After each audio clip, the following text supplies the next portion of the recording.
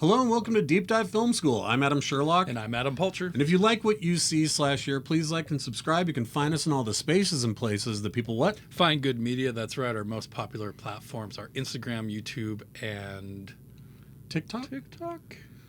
No. We're doing lots of dances on TikTok. Yeah. Go watch our dances on TikTok. You'll love it. Really weird. And then if you want to follow us on Letterboxd, at Adam Pulcher here, at Mr_Sherlock there. Yes. Feel free to follow us in our journeys throughout the year of watching videos. Film. That's right. Yeah. Well, this is our third installment of our Agnès Varda Festival, 1985's Vagabond. Of course, like all of her other movies, written and directed by her. Last movie we did was La Bonheur, which was 1965. This is a 20-year jump in her filmography. So I was very curious to see just what kind of movie we were going to get, what she has evolved into, what age has done to her. I'm very experience of all the movies that she made. She made a ton of movies in between. Interested and curious to have this conversation and see what you thought, because I was not necessarily expecting this kind of movie from her. Where the first two, and of course it's of that era in the 60s and late 50s of the French New Wave, and she's coming on, and those are both, especially Cleo, is such a wonderfully perfect French New Wave film. That both of them were pretty French New Wave. This one is not. No.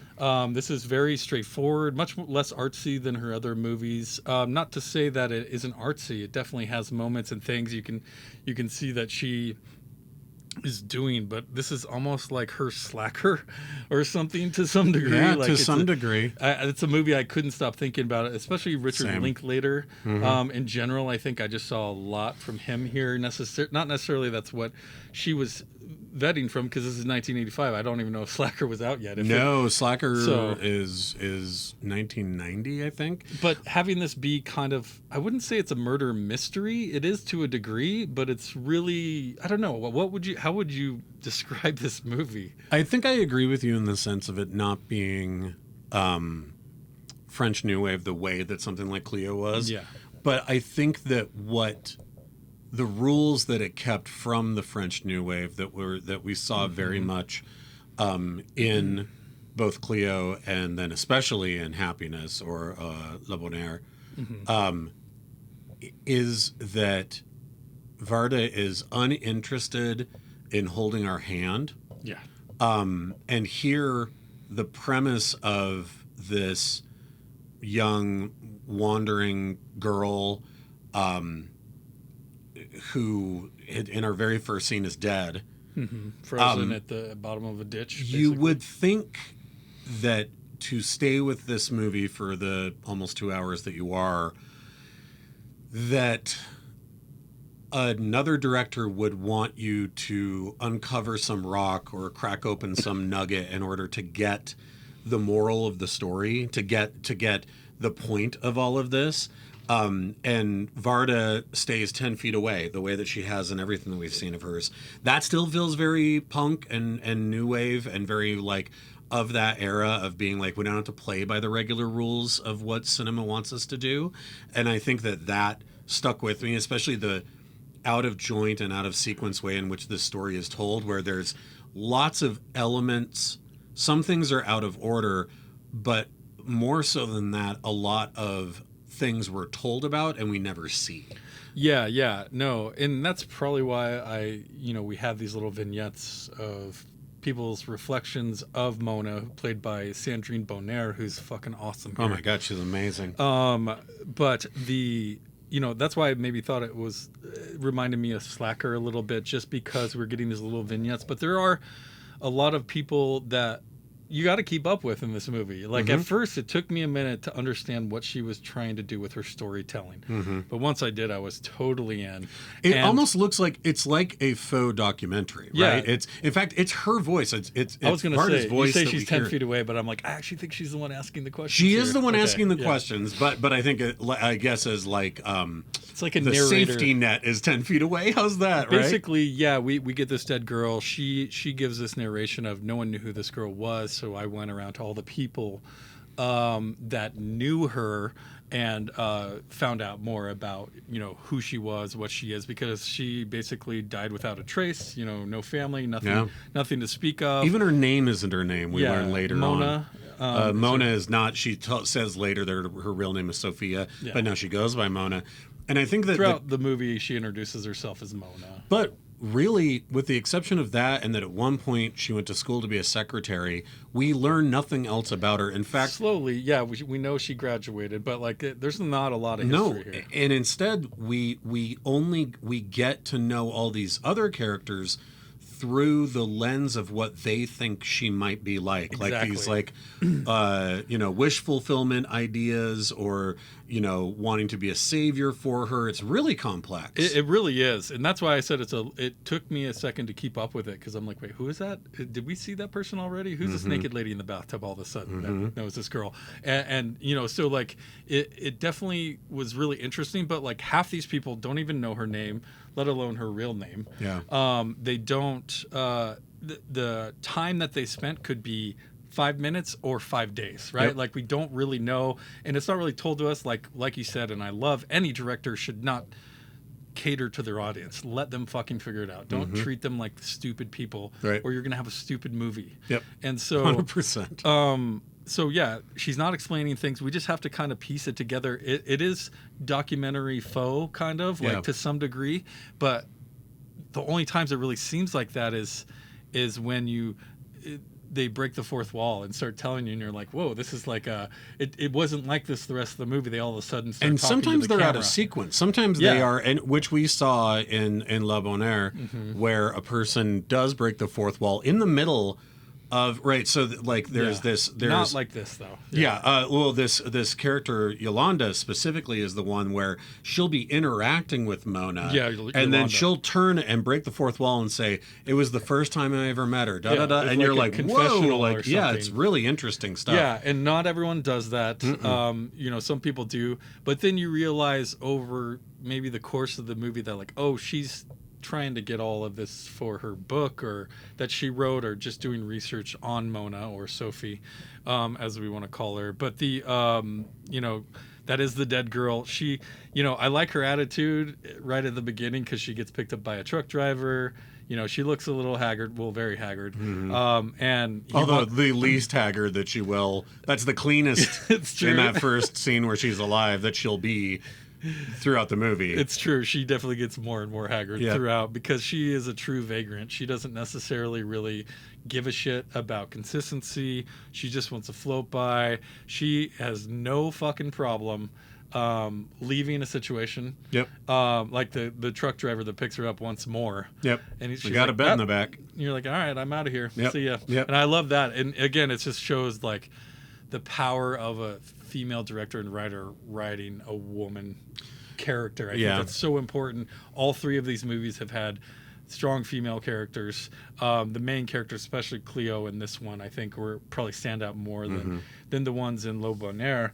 But this girl is not afraid to just knock on your door, like, hey, what do you got for me? You got a match? You got a smoke? Doesn't say please. Doesn't say thank you. Never isn't does. Gonna beg. My wife even said in the middle of one, she's like, no, thank you, nothing. Like nothing. No, never. And what's interesting is that there is a real rebel without a cause thing to Mona, because she doesn't that we love, right? Yeah.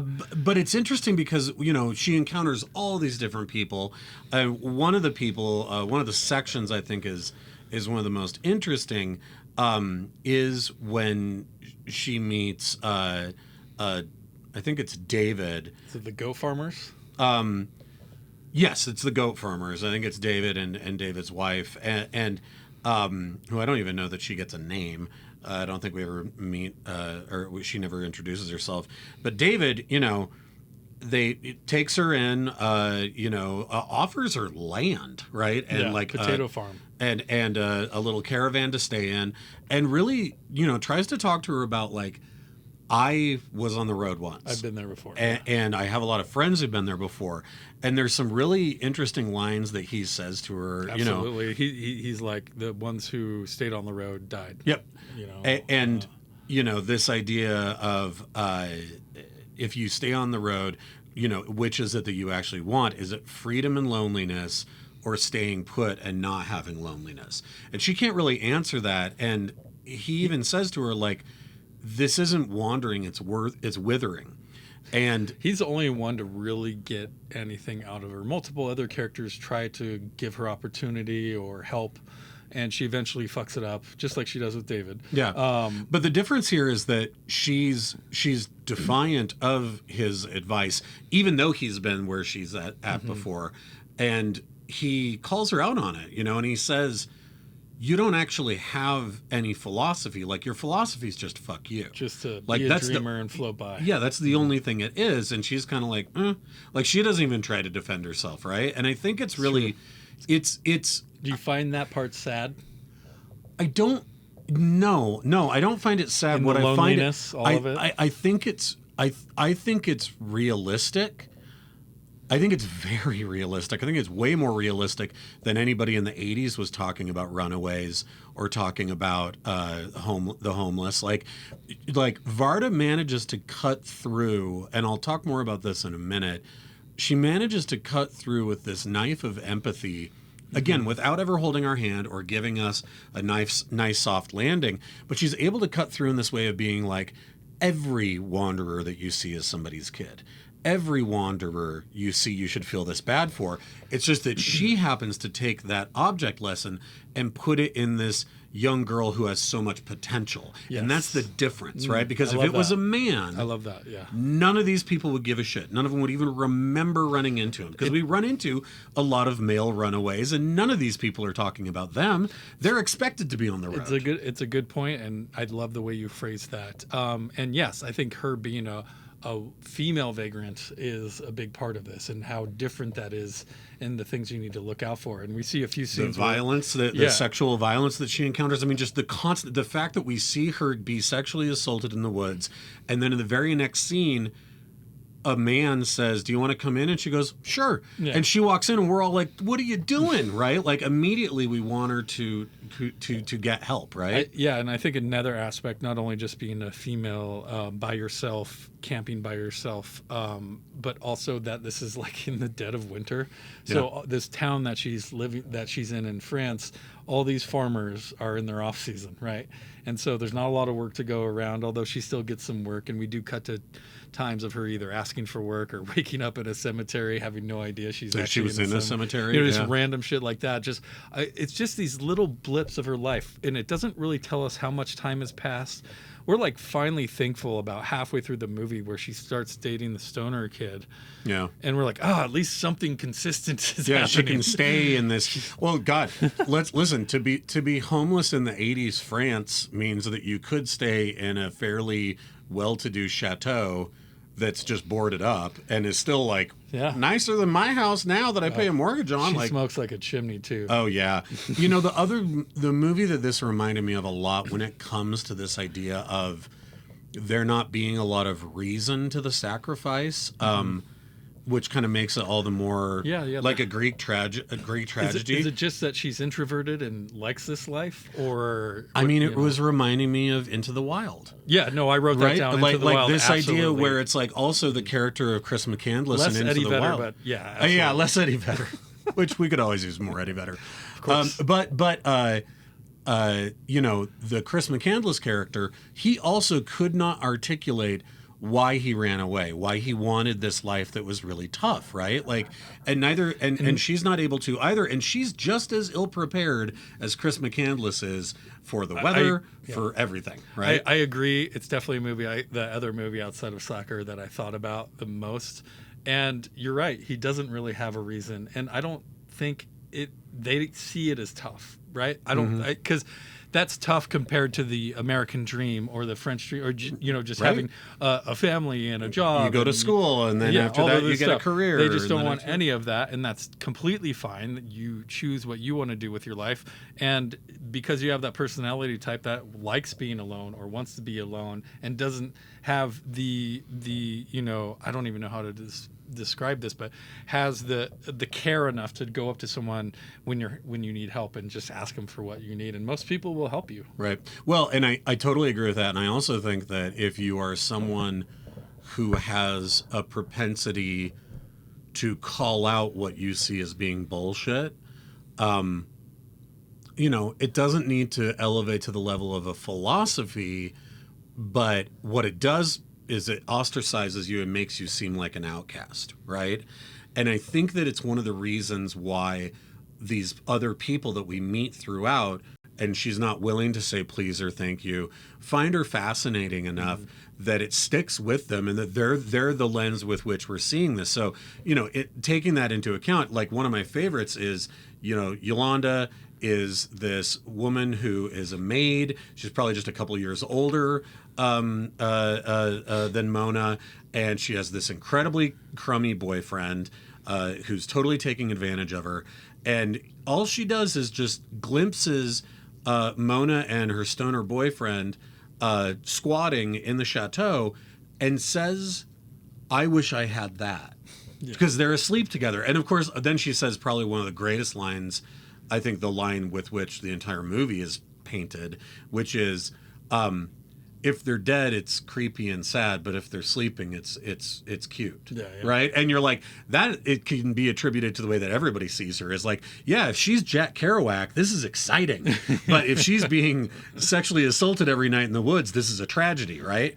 But that she put so much onto Mona and this guy that she's known for a couple hours and decided to sleep with, that she can't get it out of her head that that's what she wants, and she'll never get it with her crummy boyfriend and her stupid maid job, right? But she has this like drive and desire, and whether it's her, whether it's the Madame Landier, the tree scientist, the tree scientist that we meet, these different people that just fill up that cup of Mona, right? Yes, but what those people are doing are projecting their own feelings onto her. Right. That's what she's taking advantage of, and she knows it, and she plays dumb until she's feeling uncomfortable and then bails. Yep.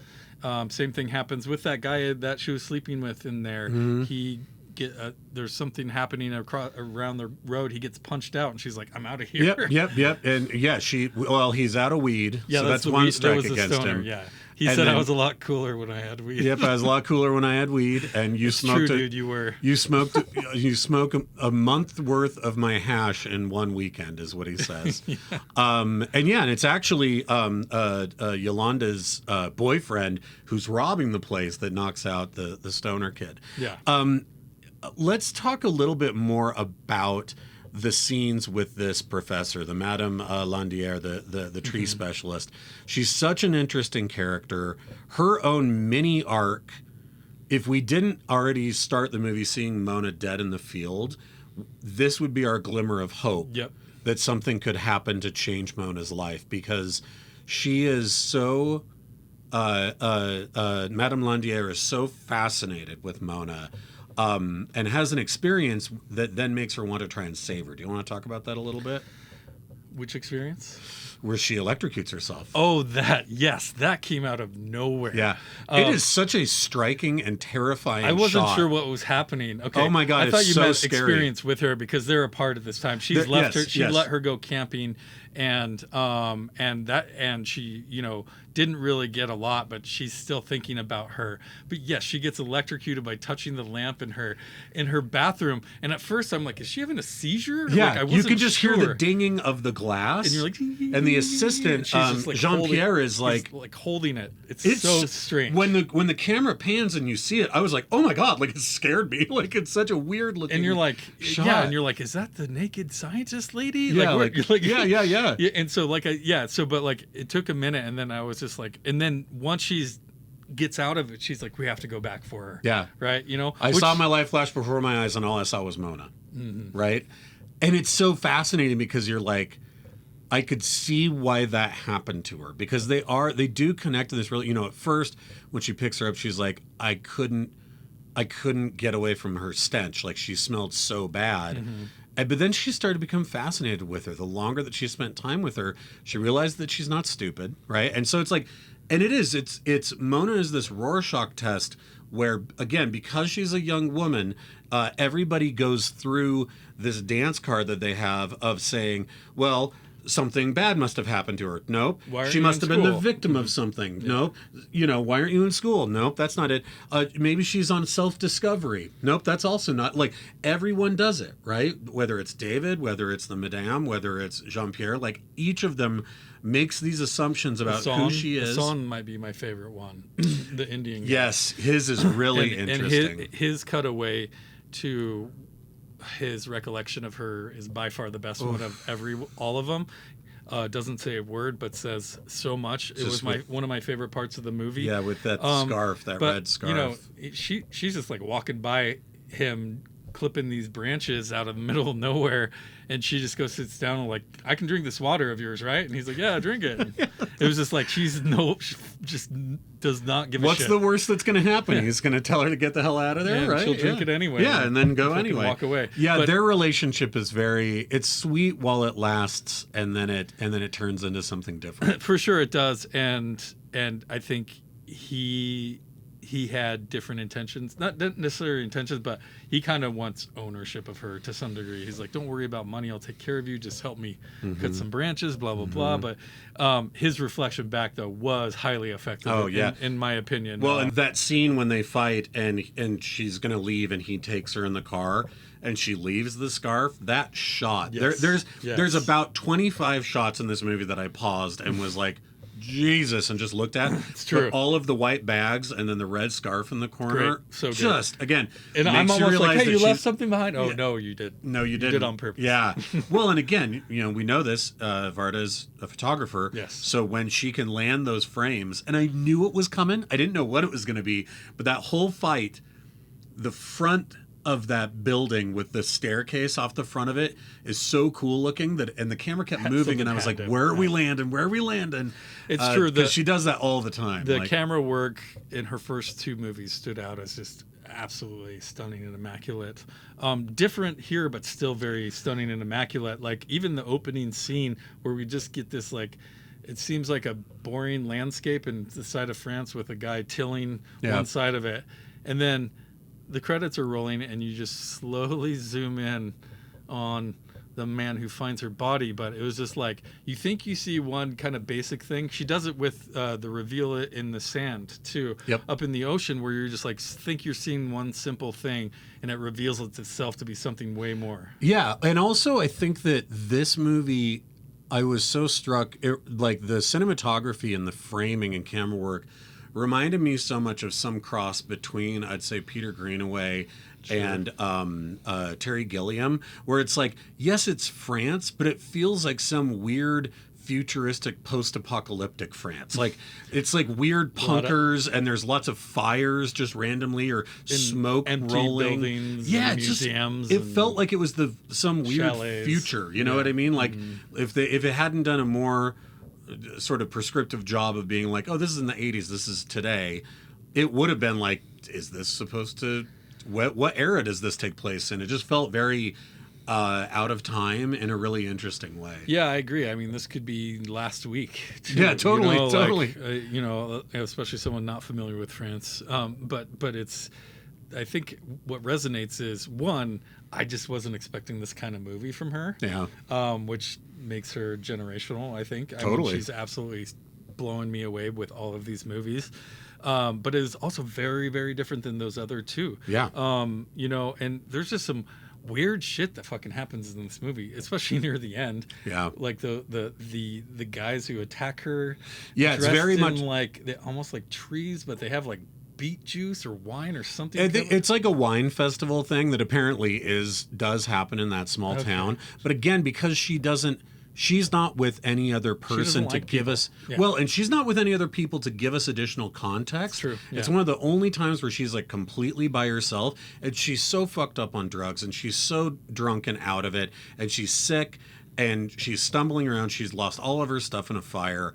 And so for these guys to show up, it's like, sure, I did the research and I kind of got an idea once they're in the bathtub and they're doing all that. I was like, okay, this is like not to harm her, but it's like a regional, celebration weird thing. And I've seen that before. Her, color festival. Right. If you don't have it, you're gonna get don't walk through here. Yeah. I've seen that before. But to her, it's as random of violence as she's experienced through the rest of the time that we've known her, right? It's outside of the rape and the right. It's just this thing that it comes out to of her. nowhere, and she also. I'm actually surprised it didn't get more violent in this movie. There's obviously some heavy parts, but like, she's very vulnerable. So I want to talk about. Part of it's about this vulnerability. Part of it is really this feminist lens, which we've been talking about. So. The first time that we meet both Madame Landière as well as Jean-Pierre's girlfriend, Elaine, when we meet both of them, they're nude. Yes. And I was like, that's really interesting, right? And it took me a little while in sort of thinking about, like, what's the significance of that? And I'm like, well, the first time that we meet the living version of Mona, she's also nude. All three of them are stepping out of water. Now, with Madame Landière and with Elaine, they're both stepping out of a shower. They're freshly out of a shower. Mona is stepping out of the ocean. She comes out of the ocean. They right? actually say that line. At the I think beginning. she stepped out of the ocean. Because there's no trace of her. There's no trace of her without before a that. trace. Yep. So, but what it made me start thinking about is the way that other women are portrayed in respect to Mona. Mona doesn't wear makeup. We talk about her stench. We talk about the fact that she has no manners. We talk about the fact that she blows snot into her hand and wipes it on her jacket. Is this a under the skin situation? Well, I mean, there is a curiosity there where it's like when we meet Madame Landière, she's in a bathtub. Like, she could not be more clean or more well put together, right? When we meet Elaine, she's just stepped out of the shower and sits down and berates her husband while he does her nails, right? Yeah. Now, the other women that we meet here, Yolanda is kind of a pathetic figure. She has this awful fucking boyfriend that steals from her and just mooches off of her. She's always trying to dress herself up really nice. And even her parents say, God, I'm so glad that Yolanda isn't like that poor vagabond woman out there, right? Yeah. Imagine if that happened to our daughter, right?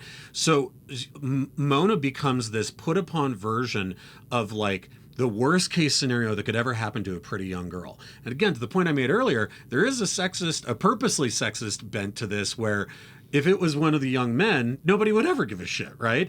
And even towards the end of this movie, the most dangerous thing that almost but doesn't happen to Mona is that she gets pimped out. Yeah. Right? With these awful guys that she meets at the bus station. Close. Now, very close, very close. It was only, and what happened instead? She died, right? So had she not died, this might have been what happened. Sure. The only other woman that we meet that's really of significance here, because like I said, David's wife is just a childbearer, right? She doesn't even have an opinion. David's the one with all the opinions. She doesn't even get a name. Yeah. Right? She just has kids.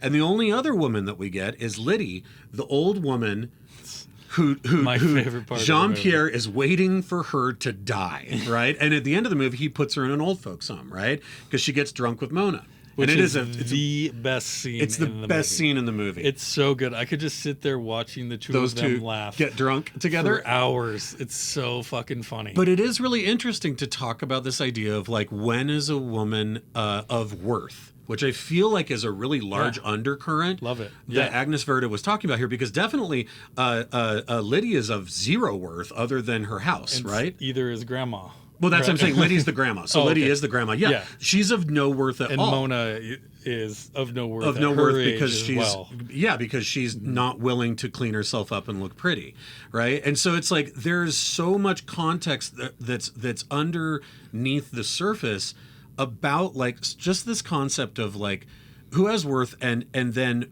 you know, whether that be a man or a woman, and then it's I don't think it whether it be a man or a woman. Women's worth is always looked upon differently. Yeah. Unfortunately, like that's just the world we live in. Which is why everybody's asking her, like, why don't you get your shit together? Yeah, because you could have these expectations of of you as a woman or whatever. You could have all these things. She's like, I don't want any of that. Well, that's what's great is that her answer to the tree scientist woman is, yeah, but champagne on the road is more fun. That's as deep as her reason for screw Pretty you much. goes, right? I think the whole walking into the ocean thing, I thought you were going, she's an alien. I mean, could be. That's why I said under the skin earlier. I will, and I totally hear you. And I think that there is something. Now, what's interesting is the Mona at the beginning of the movie, I would agree with. Or it could be more Daryl Hannah and Splash. Oh, I thought you were going to say Nomi in Showgirls. Yeah. Now, but I would say it's the only time that you're going to have a Showgirls reference in a Varga Film Festival review. Paul Verhoeven would be very proud. He'd be very proud. But I will say this, you know, is there that cool factor in her of like, where did she come from? Where is she going? In the first half of the movie, yes. The best possible symbol for her degradation into just like kind of this street urchin is the zippers on her boots. No, I wrote it down. It's something I noticed, but we slowly see her boots basically get folded inside out. Just fall apart. But by the end, they're like covering her feet. Yeah, they're like right? puddles. Yeah, and I agree. That was something continually represented throughout the movie that I didn't really get until about halfway. I'm like, you know, once she starts playing with it, you see they kind of hang a little bit, and you're like, oh, that sucks. And then you kind of see them slowly get worse and worse, just like her throughout the rest of the movie. It makes me wonder the levels. Symbol, though. Oh yeah, well, and it makes me wonder the levels of research. I tried finding this and couldn't really find anything online. The amount of research that Agnès Varda did in talking to people who are homeless or backpackers or any of these kinds of things, because man, it shows it here. If your zipper breaks on something that you're wearing, like that could be a life and death thing. And that's, I think, the part that stuck with me the most since I've watched this. This movie definitely stuck to me since I watched it. And one of the big parts is she's not attacked. She's not killed. She fucking trips. Probably over her fucking boots. Yeah. She trips and falls. And that was the last thing I was going to say. God. She like kind of turns over and cries, and that's her last minutes until she freezes to death, and then credits. Yep. And which awesome. We get no coda. No. We get no That's fine. Yeah, it is. But it's also like it goes back to, you know, and to go back to the subplot here, which is that... That's why I said it's not a murder mystery. No, she's dead. No we one's know, like, yeah. They even call it a natural death at the beginning, and you're like, oh, these dirty cops, who's going to get them? Yeah, Nope, Nope, nobody. And nothing happened. The creepy boyfriend of Yolanda's, even though he says some scary stuff about her, nope, it's not them. The guy who was going to pimp her out, nope, it's not him. Right? It's not... And Jean-Pierre... never finds... Well, he does find her, and he doesn't tell the madame, right? Yep. And he says he's talking to his wife on the phone while she's out, and he's at the bus station, and she's just wasted. Yep. And her pants are undone, and she's vomiting on herself, and she's getting kicked out. He's in like a phone booth, right? And he says, because earlier she says, do I scare you? And he says to his wife on the phone, she does scare me. She terrifies me because she disgusts me. Yeah. And again, this goes back to this sexist piece to it, right? Which is that because she isn't willing to take care of herself, he isn't willing to try and intervene and save her. And that even if, you know what, if she was as gross as she was, but she had she was defiant for a purpose, right? If she was like, this is because I wrote or I read, you know, Emerson, right? This is because I read, you know, like On the Road. This is because whatever. If she had some philosophy, he probably wouldn't find her as disgusting. But it's the fact that she doesn't have anything, and she's just doing my thing because screw you, and that's nothing could be more repellent to him than that. That's my impression. I think you're very right, especially from a man's perspective of what a woman should be. And what a waste for this woman to be doing this. Exactly. Of course, men are going to project their feelings and tell you what they think about what someone should be, especially when it comes to being a woman in a more traditional sense. So I think you're completely right. I know there's, you know, she's obviously has feminist views in all of these movies.